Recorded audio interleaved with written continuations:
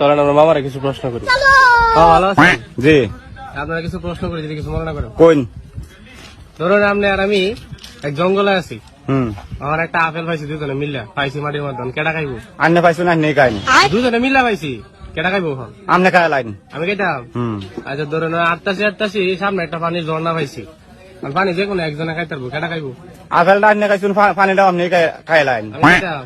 আচ্ছা আর সামনে যাইতেছে একটা এক মুসি, মানে এই আবার যে সে মুসি না, এসে গোয়া সেলাই করে শুধু, যে কোনো একজনের গোয়া সেলাই করবো, কাঠটা সেলাই করবো।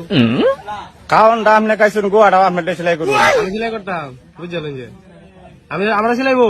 হ্যাঁ। আচ্ছা দেন, সামনে আটটাছি সামনে এক রাক্ষস, এক গমে কাঠটা মারবো। আমার তো গোয়া ছিল, কাঠটা মারবো। খালি তো আমি এটা মাছ গার্দি, মাছ গার্দি বাবা।